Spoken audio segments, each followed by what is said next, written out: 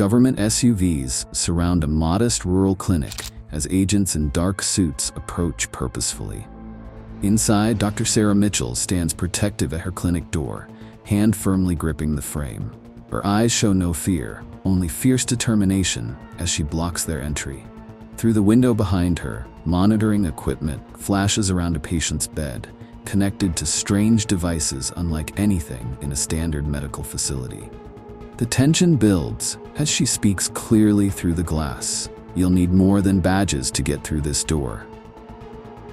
Before we begin, drop a comment and tell us where you're watching from and what you think will happen next. And if you want more stories that touch the light within your heart, like this video, subscribe, and turn on that notification bell. Welcome to In the Heartlight. Let's begin. Everyone in Pinewood knew to visit Dr. Sarah Mitchell's clinic early. By 7 a.m., trucks and old sedans already lined the gravel parking lot, their owners seeking relief from everything from fishing hook injuries to chronic pain. At 38, Sarah was the only physician in this town of 2,100 souls, where the nearest hospital was an hour's drive through winding Appalachian roads. The clinic itself wasn't much. A converted ranch house with mismatched waiting room furniture and equipment Sarah had purchased second-hand when city hospitals upgraded. But what it lacked in appearance, it made up for in the steady, capable hands of its doctor. "Mrs. Gunderson, that knee isn't getting any better because you're still climbing ladders to clean your gutters," Sarah said, reviewing the elderly woman's x-rays. Her voice carried the faint remnant of military precision, softened by genuine concern.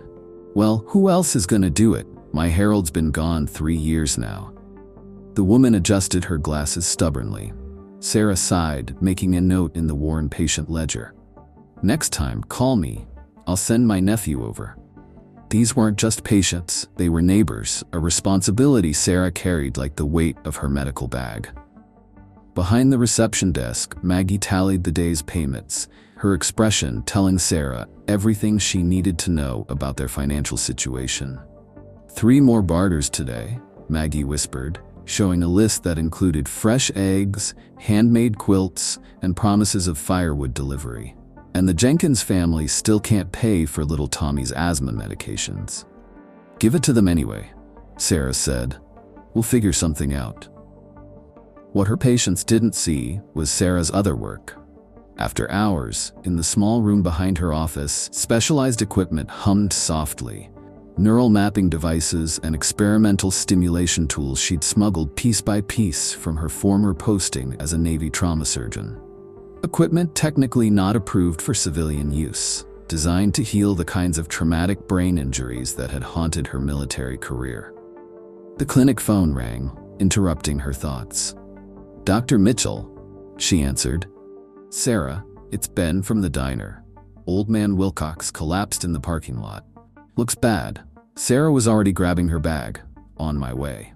Just another Tuesday in Pinewood." She had no idea this ordinary rhythm was about to be shattered entirely.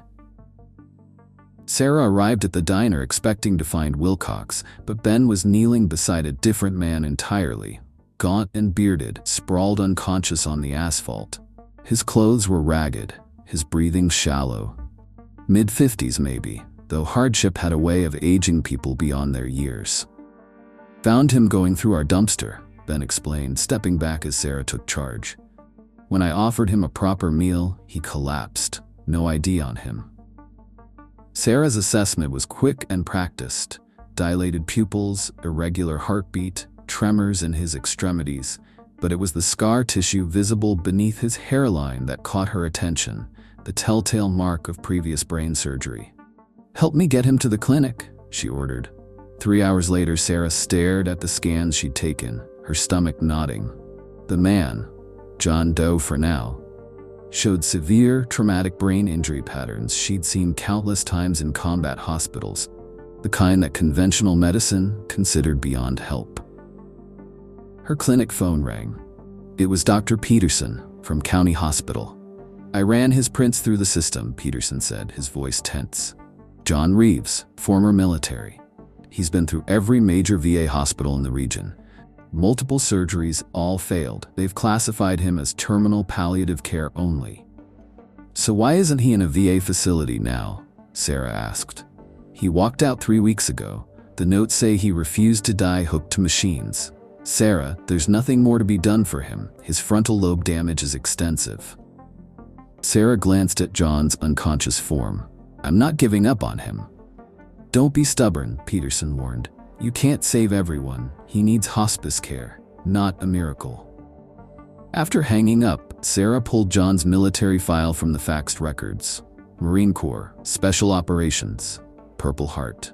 And buried deep in the medical notes, exposure to experimental neural enhancement procedures before his injury.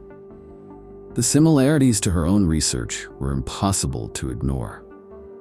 Sarah locked her clinic door and pulled the blinds. In the back room, she uncovered equipment she promised herself she wouldn't use. Prototype neural stimulators designed to rebuild pathways in damaged brains. Technology the military had deemed too experimental, too dangerous. Her finger hovered over the power switch as ethics warred with duty. Using untested treatments without consent could cost her license, maybe even lead to her getting arrested. However, not using them would certainly cost John his life. The machines hummed to life under her touch. Let's see if I can bring you back, Marine, she whispered, attaching the first electrode to his temple. The treatment room glowed with soft blue light as Sarah calibrated the neural stimulation parameters. Monitors beeped steadily, tracking John's vital signs as microscopic electrical impulses flowed through the damaged sections of his brain. She'd designed this protocol herself, back when she'd been Lieutenant Commander Mitchell, responsible for a classified program developing rapid battlefield treatments for traumatic brain injuries.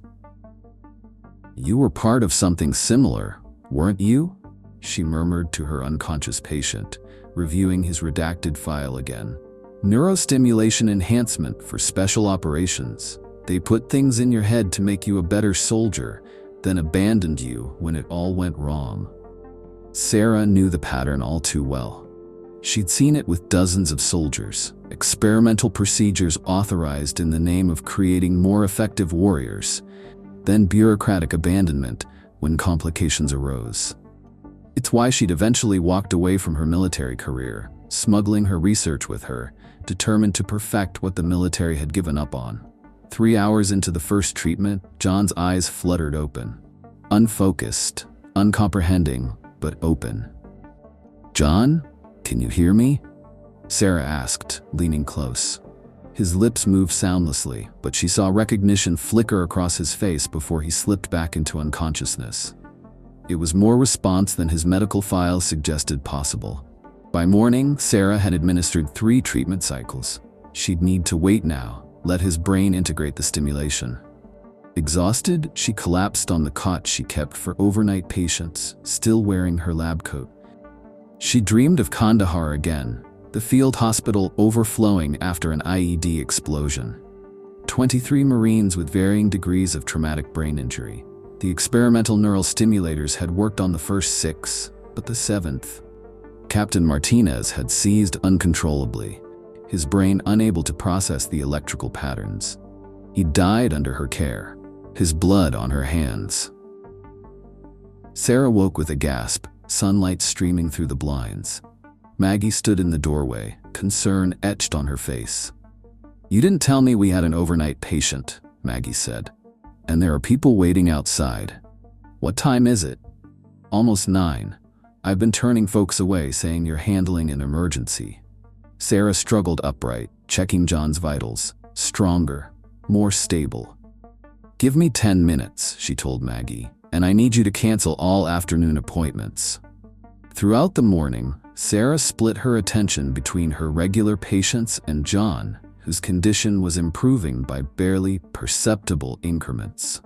By lunchtime, word had spread through Pinewood that Dr. Mitchell was treating a homeless veteran who'd been turned away by the big city hospitals. Sheriff Dale Cooper stopped by, ostensibly for his blood pressure medication. Heard you took in a stray, he said, rolling up his sleeve for the blood pressure cuff. Just doing my job, Sarah replied. Man's a vet, I hear. Yes. Peterson over at County's making noise, says you're attempting treatments beyond your qualification. Sarah's hands stilled. Peterson should worry about his own patients. Just giving you a heads up, Doc, Cooper said gently. You know how this town gets. Half of them already think you hung the moon for staying when you could have a cushy hospital job. If the other half get nervous about anything they don't understand. That afternoon, Sarah administered a second round of treatment. This time, John stayed conscious for nearly 5 minutes. His eyes tracked her movement, and he managed 2 words. Where am? You're safe, Sarah told him. You're in my clinic in Pinewood. He seemed to process this, eyes darting around the room before landing on the neural equipment. Recognition dawned, followed by panic. He tried to rise, thrashing weakly. John, you're okay, Sarah said firmly, holding his shoulders. You had a severe episode. I'm helping you. Project. He gasped. Lightstep? Find you. Then he was unconscious again, leaving Sarah frozen in place. Lightstep, the code name for the classified program she'd worked on, information that wouldn't be in his medical file. John Reeves wasn't just any veteran with a traumatic brain injury. He was connected to her past in ways she couldn't yet understand. By evening, the divisions Sheriff Cooper had warned about were becoming apparent. A small group had gathered outside the clinic, some with flowers and home-cooked meals, others with suspicious expressions and folded arms. Reverend Thomas from the Methodist Church brought a casserole and a prayer. The Good Samaritan didn't ask for credentials before helping, he reminded the skeptics. Dr. Peterson arrived uninvited, demanding to see John. I need to confirm he's receiving appropriate palliative care, he insisted. He's stable and improving, Sarah countered, blocking the doorway to the treatment room. I appreciate your concern, but I have his case well in hand. Improving? Peterson scoffed. With his brain damage? That's medically impossible. Perhaps you should update your understanding of impossible, Sarah replied evenly. After Peterson left, clearly unsatisfied, Sarah returned to John, who was awake again and watching her with increasing clarity. Dr. Mitchell, he said, his voice rough from disuse. Sarah Mitchell. She paused. You know me? Your file. They showed us when they put the tech in our heads. His speech was halting but coherent. Said you were the creator, then you disappeared. Sarah felt ice in her veins. What do you mean they showed you my file? After you left, program continued. Worse, no ethics. He struggled to find words. Weaponizing what you made to heal. Sarah sat heavily in the chair beside his bed. Who's they, John? Not military. Private. Contractors. His eyes drifted closed again. They'll come for you now. No, you have. Working version. That night, Sarah pored over her secured laptop, searching for any trace of Project Lightstep after her departure. There was nothing in public records, not even redacted mentions. It was as if the program had completely vanished or gone so deeply classified that all traces had been removed. She messaged her former commanding officer, Commander Reynolds, through a secure channel they'd maintained since her departure from the Navy. Need to know what happened to Lightstep after I left. Urgent. His response came hours later, just before dawn. Who told you that name? Official records show project terminated. Stay where you are. Trust no one. By the 5th day of treatment, John was sitting up, speaking in complete sentences, and showing cognitive function that defied his previous diagnoses. The transformation was remarkable. From terminal brain damage to demonstrable recovery in less than a week. Sarah documented everything meticulously. Brain scans, cognitive assessments, physical responses, building the case she'd one day present to legitimate medical authorities. This was what she'd always intended, proof that her methods worked, evidence that could help thousands of brain injury victims abandoned by conventional medicine. What she hadn't intended was the attention John's recovery was attracting. Dr. Peterson had filed a formal complaint with the state medical board, alleging experimental treatment without proper authorization. Half of Pinewood treated Sarah like a miracle worker. The other half whispered about playing God and secret government experiments. "The Jenkins boy's mother stopped me at the grocery store," Maggie said, placing another meal delivery on Sarah's desk. "Wanted to know if your miracle treatment could help his seizures." "It's not ready for that," Sarah replied, not looking up from her notes. "And it's not a miracle. It's science that no one had the patience to perfect. Town's talking, Doc, both ways." "Let them talk," Sarah replied. "The results will speak for themselves." "Peterson's saying you stole military medical secrets. That true?" Sarah finally met her assistant's eyes. "I developed those secrets, Maggie. They were my research, my life's work. The military shelved it because it wasn't profitable enough, not because it didn't work." Maggie nodded slowly. "Just checking. The Wilsons are asking if you can try your treatment on their boy. The one with the football injury." "It's not ready for that," Sarah said quickly. "John is a special case." "Because he was part of the same program?" Sarah stiffened. "Who told you that?" "He did. Been talking to the kitchen volunteers. Says you two were part of something called Project Lightstep." After Maggie left, Sarah sat silently, absorbing this new complication. John's recovery was accelerating faster than she had anticipated. With consciousness came memories, and with memories came risks to both of them. That afternoon, Sarah confronted John, who was now able to walk short distances with assistance. "You need to stop talking about Lightstep," she warned. "It's classified, and you're putting us both in danger."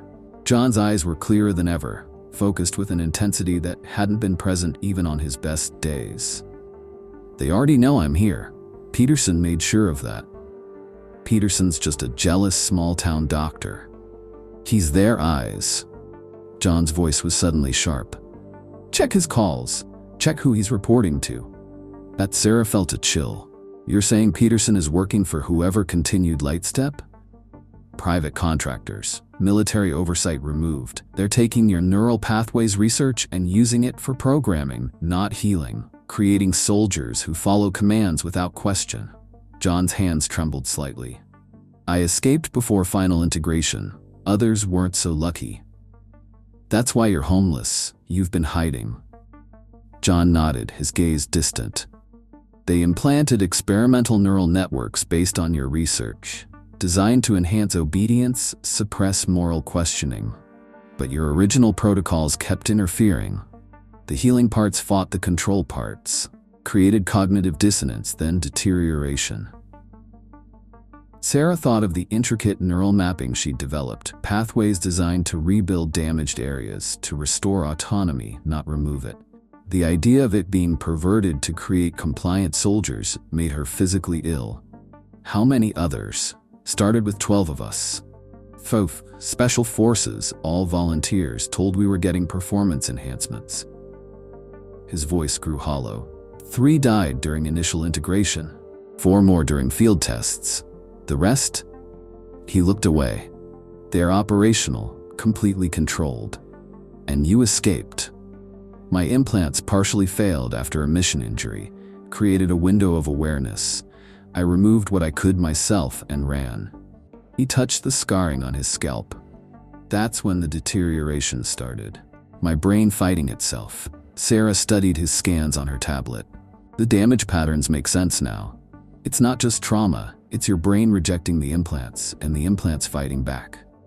Your treatment is working because it's reinforcing the original pathways. My real self. John's eyes found hers. But they'll come for both of us now. As soon as Peterson tells them I'm coherent enough to identify them. That night, Sarah received another message from Commander Reynolds. "Satellite shows unusual traffic headed your way. Not military, not official. Get out now." She was preparing a go bag when she heard vehicles on the gravel outside. Multiple engines, the sound of car doors closing quietly. Sarah peered through the blinds to see 3 black SUVs and men in suits approaching her clinic. "John," she called urgently, "we need to leave." Too late. A sharp knock on the door was followed by an authoritative voice. "Dr. Mitchell? This is Agent Wilson, Department of Defense." We need to speak with you regarding a matter of national security. Sarah switched off the main lights, leaving only the glow of monitoring equipment illuminating the clinic. Through the window, she counted 6 men, all wearing suits, all carrying themselves with military bearing despite their civilian appearance. Dr. Mitchell, we know you're treating John Reeves. We're here to assist with his transfer to an appropriate facility. Sarah knew better. No legitimate DoD agents would arrive in unmarked vehicles in the middle of the night. She grabbed her secure phone and sent a pre-written emergency message to Commander Reynolds, then positioned herself between the door and John. You'll need proper documentation, she called through the door. Come back during office hours and I'll review it. Dr. Mitchell, this is a matter of national security, the voice repeated, harder now. Open the door immediately. The porch light revealed the face of the lead agent, a man she recognized from Project Lightstep. Not military at all, but a contractor from Nexus Dynamics, a private company that had provided security for the military program. You're not DoD, she stated flatly through the door. I know exactly who you are. The pretense dropped instantly. Dr. Mitchell, you've accessed classified technology and abducted a program asset. Open this door, or we'll open it for you. John had managed to stand, bracing himself against the treatment table. They want the stimulator tech, not me, he said quietly. They can't replicate your breakthrough without your equipment. Sarah's mind raced. The clinic had no real security, no back exit that wasn't visible from the front. But it did have a basement. A storm shelter reached through a hatch in the supply closet. Can you make it down a ladder? She asked John. If it means staying out of their hands, absolutely. Sarah helped John to the hatch, ignoring the escalating threats from outside and the sound of someone testing the windows. In the basement, she activated the secure terminal she'd installed years ago, a direct line to Commander Reynolds if he was monitoring. We need extraction, she said simply. Lightstep contractors at my location. Above them, the sound of breaking glass announced that the men had lost patience. Heavy footsteps moved through her clinic, drawers opening, equipment being disturbed. Where's your research? John whispered. Your prototypes? Encrypted, key components removed. Sarah patted her pocket where a small data drive contained her critical findings. They can take the equipment, but they won't understand how it works. The footsteps grew closer to the supply closet. It was only a matter of time before they found the hatch. John pushed himself upright, positioning himself between Sarah and the ceiling access. If they take me back, they'll wipe me completely, he said. Everything I was, everything I am. They can't have your research, Sarah. It has to help people, not control them.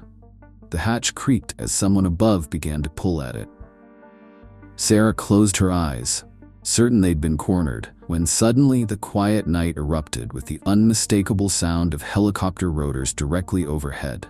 Multiple choppers, powerful spotlights sweeping the area around the clinic. An amplified voice boomed. Attention inside the building. This is Lieutenant Commander Reynolds, United States Navy.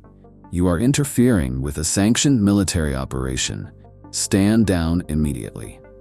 The footsteps above froze, then scattered in confusion. Sarah could hear agitated voices, arguments about jurisdiction and authorization. 30 minutes later, Sarah and John emerged from the basement to find her clinic occupied by Navy personnel in full tactical gear. Commander Reynolds himself stood in her treatment room, examining her equipment with knowing eyes. He was older than when she'd last seen him, silver threading his temples, but the same sharp intelligence animated his features. Looks like you finished what we started, Doc, he said, extending his hand. Sorry it took so long to get here. The Nexus Dynamics contractors had been detained, their false credentials confiscated. Dr. Peterson was being questioned in a military vehicle outside, his phone records already confirming John's suspicions about his role as an informant. How did you know? Sarah asked. Reynolds gestured to John. When Reeves disappeared from the VA, we started tracking. We suspected he might try to find you, given your history with the program. We've been monitoring Nexus dynamics for years, gathering evidence of their illegal continuation of Lightstep." "And my work?" Sarah asked cautiously. "That's why I'm here personally," Reynolds said. "The Navy wants to formally reinstate Project Lightstep, the original version, your version. Healing brains, not weaponizing them." He looked around the small clinic. "We need your research, Sarah, but this time with full oversight, proper protocols, and you in charge." Sarah studied Reynolds' face for any sign of deception. "The same military that shut me down now wants me back? Why should I trust that?" "Because they've seen the results," John interrupted. "Both versions. Mine is the cautionary tale." He gestured to his scarred head. "But I'm also proof your methods work. The damage is reversing." Reynolds nodded. "What Nexus did with your research was criminal. What you've done here, with minimal resources and a patient everyone else had written off, is nothing short of revolutionary." He produced a folder stamped with classified markings. "We're prepared to offer you full autonomy, proper funding, and complete control over patient selection." Sarah looked around her modest clinic, at the equipment she'd pieced together from memory and desperation. "I don't want a military facility. These people need me here." "Who said anything about leaving?" Not Reynolds smiled slightly. "Pinewood is perfect. Rural, discreet, already has a doctor the community trusts. We're proposing an expansion, right here, the Pinewood Neurological Rehabilitation Center, with you as director." John watched her face carefully. "It's what you always wanted, Sarah. A chance to help the ones everyone else gave up on, but with resources to do it right." Sarah thought of all the brain injury patients she'd had to leave behind over the years. Soldiers, civilians, children. People conventional medicine had no answers for. And Nexus? "Their government contracts are being terminated as we speak," Reynolds assured her. "What they did was never authorized, and they'll face charges for it." For the first time in years, Sarah felt the weight of isolation lifting from her shoulders. She'd carried her research alone for so long, believing no one else understood its potential. Now, standing in her clinic with John, living proof of her success, and Reynolds offering legitimate backing, she allowed herself to imagine a future where her work could reach those who needed it most. "I want everything in writing," she said finally. "And John stays as my assistant. His experience is invaluable." Reynolds smiled. "Already in the proposal, Doctor. Welcome back to the Navy." 6 months later, Sarah stood at the entrance to the newly constructed Pinewood Neurological Rehabilitation Center, watching as construction crews installed the final signage.